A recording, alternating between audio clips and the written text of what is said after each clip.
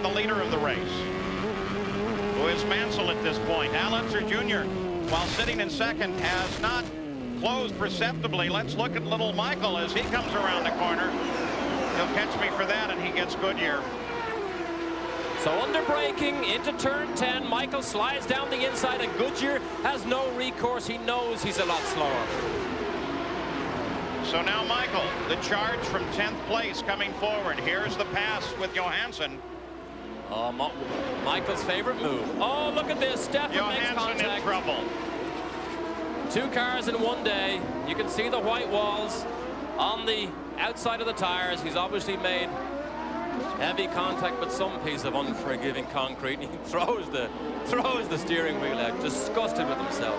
Yeah, he's angry, and quite a blow for Tony Bettenhausen and the Alumax team. The primary car in practice this morning, here it is, under braking behind Scott Goodyear. Look at this. This is the same braking zone. He locks up the fronts, loses his steering, and clouts that outside wall because he had nowhere to go. Luckily, he didn't hit Goodyear and take Goodyear with him. Here is Michael as he set Johansson up a little bit earlier. When a car gets alongside, nothing you can do about that. There is nothing you can do. And of course, that's the key corner. If you're going to set that pass up, you do it right there. Here's the pass that we saw from the in-car camera. This is turn 10. Goodyear turns, realizes Michael's there, lets him have a little bit of room, and Michael's on his way. But nice, clean driving by both drivers. Really an excellent job.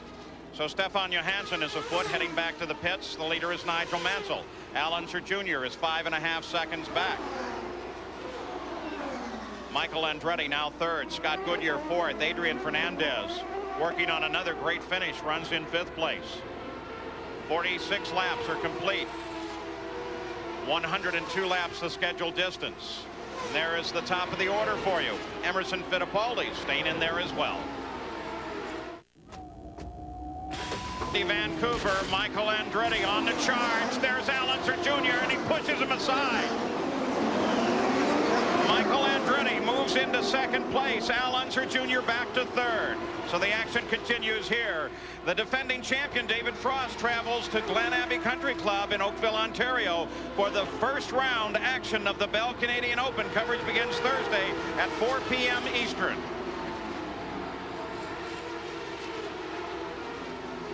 A little bit earlier, Michael Andretti, well, as he was locking up trying to get alongside his dad Mario, now Michael solidly into 2nd place. But quite a challenge because Nigel Mansell is a full 11.5 seconds ahead, and Al Unser Jr. is right there, and I'm sure he's not real happy with the fact that Michael just got around him. Michael Andretti is really going to be the key of this race in terms of the points fight. He needs to have an 8-point advantage at the end of this race on Al Unser Jr. if he is to stay in the top 3 of the points battle. If he doesn't accomplish that, then the Penske cars are assured of 1st, 2nd, and 3rd in the points fight at the end of the season. So the key is this car, the target car, Michael Andretti. And this is the type of fight that Michael relishes. We have seen him win in Australia. In fact, all the non-North American races, I suppose, American continent races, he's actually won them all, Australia and the other Canadian one in Toronto. But he loves these type of fights. Had a monumental crash last week at Nazareth, but the teammates Tracy and Emerson are embroiled in a contest here. And pushed by Ray Hall at the same time. Overall battle for 6th. Willie Ribbs off the edge of the course. He's white-walled that left rear. And I'm not so sure this isn't going to bring out another full course caution. We've had 2. That's a little too precarious to be putting course workers out there. They're going to have to bring the truck around, I'm sure. Yeah, that will definitely bring out a full course yellow. I'm sure he stalled the engine. Otherwise, he might be attempting to reverse out of there. Update on Michael Andretti in 2nd place, Gary. Well, Paul, they're desperately hoping here in the Andretti pit that they have to go full course yellow because they know that he has to stop within the next 9 or 10 laps. Remember, he was an early victim, and so he got out of sequence with the other stops. And I see the flagman reaching. They still haven't displayed. There it is, full course yellow. Huge break for Michael Andretti. So the full course yellow will work to the advantage of Michael Andretti. and to the specific disadvantage of Nigel Mansell, who had built up quite a cushion. An 11-second cushion, which has now gone away as we have our third caution period, full course caution of the day. But the leaders lined up as Nigel Mansell, Michael Andretti, Al Unser Jr., Scott Goodyear, and Adrian Fernandez. Johnny Rutherford in the PPG pace car trying to pick up the leader of the field, Nigel Mansell.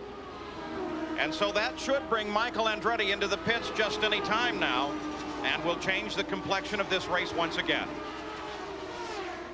When traffic congestion changes, the threat... Being brought to you by Quaker State, the intelligent oil for longer engine life, and by the all-new Ford Mustang. It is what it was, and more.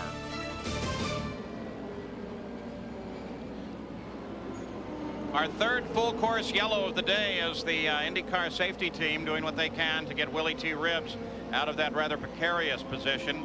And he fires the engine and gets back under power. That's in the second chicane. But the rest of the field is bunched up behind the PPG pace car, which will once again change the way the race runs. Gary Gerald? Well, Michael Andretti came in. He made his required stop. He was going to have to stop within the next 9 or 10 laps. He got his service in 13.2 seconds, got back out. But the key for Michael is the fact that unless there's a lot of yellow, he won't be able to go the distance on this particular load of fuel. Mansell stays out. Now Michael's in a sequence where he'll have to make one more stop, as will Mansell and the other leaders. They don't expect Mansell in until around lap 75, so he's got plenty of time here before he has to make his stop. Let's check in with Jan now. Gary, when you talk about Michael Andretti not having to pit again, that's exactly what the Penske team feels, and they decided not to have Al Unser Jr. come in. It's another 10 or 15 laps until he gets into that window. So they decided, no, we don't want to give up the window, even though it's a full course yellow. So still, only one more stop expected for Al Jr. Well, everybody in the top 10, with the exception of Al Unser Jr., pitted 20 laps ago. Al Unser Jr. has gone 22 laps. Our EDS scoring system helping us with that. Jacques Villeneuve out of the car. You saw him coming into the pits a few minutes ago, and he climbs out. Thinks very highly of this young man Villeneuve. Lots of fluid around there, so although he drove in, he knew there was something terminally wrong with that engine. So the hometown hero will not get any points here this afternoon. Expecting a green flag to come back out in one lap as the field realigns, and you get a good idea of how they are lined up. The key is right there. Unser Jr. is just behind the leader, Nigel Mansell, and Robbie Gordon picked up an advantage. Let's go to Jan Beekes. Well, it turns out that Jacques Villeneuve had radioed in just a lap or two ago that the engine sounded rough. So when you guys saw the engine cover come off and you saw all the water, it looks like it was an engine problem here indeed for Jacques Villeneuve. Somebody who did take advantage of that full course yellow. We just saw a picture as that pace car began to pick up Nigel Mansell that he waved Fabi and Robbie Gordon through. So Gordon is now on the lead lap, although he is all the way down in 15th position. But the key is he's back on the lead lap, and with the speeds he's been running today, above 106 miles an hour, he was without question one of the people we'll keep an eye on. Michael Andretti is in 11th place now. So the top of the order is Mansell, Unser Jr., Scott Goodyear, Adrian Fernandez, Emerson Fittipaldi. 6 is Paul Tracy, then Bobby Rahal, then Ari Luyendyk, Mauricio Gugelmin, and Raul Boesel rounds off the top 10. Michael Andretti sits back there in 11th. So the walking wounded of Al Jr. and Scott Goodyear, both battling illnesses. Doesn't affect them too badly so far. When you get the rush of adrenaline, when you're in the race car and you get nice and hot and sweaty, sometimes you forget about your ailments. Here's the acceleration already because they know the green's coming.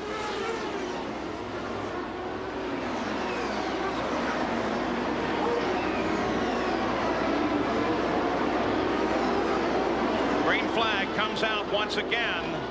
The 54th lap of the 102-lap race. Al Unser Jr. Now his job to close and pursue with Nigel Mansell. Mansell got a good jump on the restart. Now little Al closes. And you don't have to wait till you come round the last corner to make the jump. We clearly saw Mansell made it at the tail end of the earlier lap, not just around that last turn 10. On board 4th place, Adrian Fernandez. 3rd place, Scott Goodyear just ahead. Robbie Gordon is mixed in with this fight. Again, another good run for Fernandez, growing in confidence so much as the teammates battle over the same piece of road. Fittipaldi seems to be holding up. Paul Tracy gets sideways under acceleration. Look at the bumps on that back straight. Battle for fifth. Tracy really with a lot to prove. I'm sure if he had his choice, he'd like to stay with Penske. Oh, look at this. Drag race, Honda versus Ilmore. Boy, Rahal looking for a spot there, and he almost had it. Along the pit straight through the first turn. Stay with Rahal here. Fairly bumpy down through here. Tracy Look goes at around this. the outside. Tracy past Fittipaldi, but Rahal very much there. And he loses it. Almost predictable. Well, well, well. Down into the braking zone, takes it, and then locks up those rear brakes. Brake bias problem? Well, locks up the rear brakes. He shouldn't have done that. However, sometimes you're over-aggressive. Here he is, well clear of Fittipaldi. Now watch the rears, smokes the rears, locks them up. Now from here on in, he hopes he can keep the engine running, which he doesn't, and backs all his hard work down the escape road. In the midst of all that, as they get Paul Tracy back into the fight, you got a glimpse of Arie Luyendyk, who started 18th and now runs 8th. And in fact, with the spin, moves up to 7th. Let's go to the pits. Gary Gerald is with Jacques Villeneuve. Well, the young man who has been one of Canada's favorite sons in a short period of time, Jacques Villeneuve, the motor went away. How were the conditions for you, and were you pleased with the way you were able to challenge? Yeah, my players, Reinhard was running really strong. The team did a great job this weekend. And the car wasn't that quick in qualifying, but was very quick with full tanks and under race conditions, so we could run with the leaders. But we had a problem at the beginning when I broke my wing when I touched Mario, and there was a lot of traffic, and that lost us a lap. But we gained it back, and then the engine blew, so that ended up our race. You're going to hear a lot from this young man in the years ahead. Here's a superstar in the making, Paul. And we've just had another problem on the race course as Jimmy Vasser gets into the back of the 17 car of Dominic Dobson. They were running in a fight for 11th place. And coming off of the corner amid heavy traffic, Vasser got Dobson, but then Vasser continued on. You will also notice that in the fight back in the field, Arie Luyendyk, the 28 car there, has been able to pick up a position and moves around Michael Andretti. So Luyendyk now very much on the attack as well.